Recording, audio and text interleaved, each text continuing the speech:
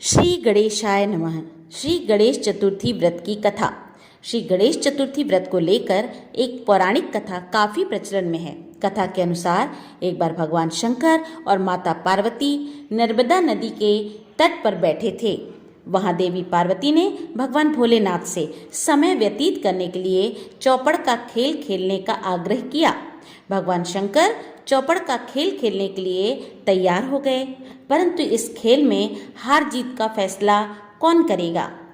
अब यह प्रश्न उठा। इसके जवाब में भगवान भोलेनाथ ने कुछ तिनके एकत्रित करके उनका एक पुतला बना डाला।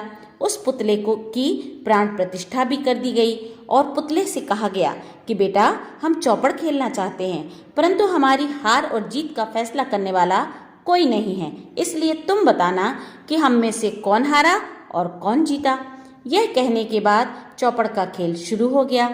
खेल 3 बार खेला गया और संयोग से तीनों बार पार्वती जी जीत भी गईं। खेल के समाप्त होने पर बालक से हार जीत का फैसला करने के लिए कहा गया, तो बालक ने महादेव जी को ही विजयी बताया।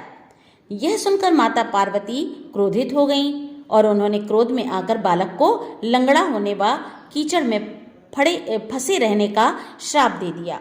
बालक ने माता से माफी मांगी और कहा कि मुझसे अज्ञानतावश ऐसा हुआ है, मैंने किसी द्वेष में ऐसा नहीं किया है। बालक के क्षमा मांगने पर माता ने कहा कि यहाँ गणेश पूजन के लिए जब नाग कन्याएं आएंगी, उनके कहे अनुसार तुम गणेश व्रत करना, ऐसा करने से तुम मुझे प्राप्त कर पाओगे। यह कहकर माता भगवान शिव के साथ कैलाश पर्वत पर चली गईं। ठीक 1 वर्ष बाद उस स्थान पर नाग कन्याएं आईं। नाग कन्याओं से श्री गणेश के व्रत की विधि मालूम करने पर उस बालक ने 21 दिन तक लगातार श्री गणेश जी का व्रत किया। उसकी श्रद्धा देखकर गणेश जी प्रसन्न हो गए और श्री गणेश ने बालक को मनोवांछित फल मांगने के लिए कहा। बालक ने कहा कि हे विनायक, मुझ में इतनी शक्ति दीजिए कि मैं अपने पैरों से चलकर अपने माता पिता के साथ कैलाश पर्वत पर पहुंच सकूं और वो यह देखकर प्रसन्न हो जाएं। बालक को यह वरदान दे श्री गणेश जी अंतर्ध्यान हो गए। बालक इसके बाद कैलाश पर्वत पहुंच गया और अपने कैलाश पर्वत पर पहुंचने की कथा उसने भगवान महादेव को सुनाई। उस दिन से पार्वती जी शिव जी से विमुख हो गईं। देवी के रुष्ट होने पर भगवान शंकर ने भी बालक के बताए अनुसार श्री गणेश का व्रत 21 दिनों तक किया।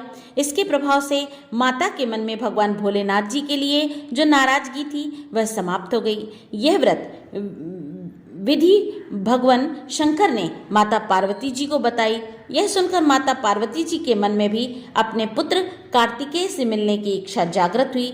माता ने भी 21 दिन तक श्री गणेश जी का व्रत किया और दूर्वा, पुष्प और लड्डुओं से श्री गणेश जी का पूजन किया।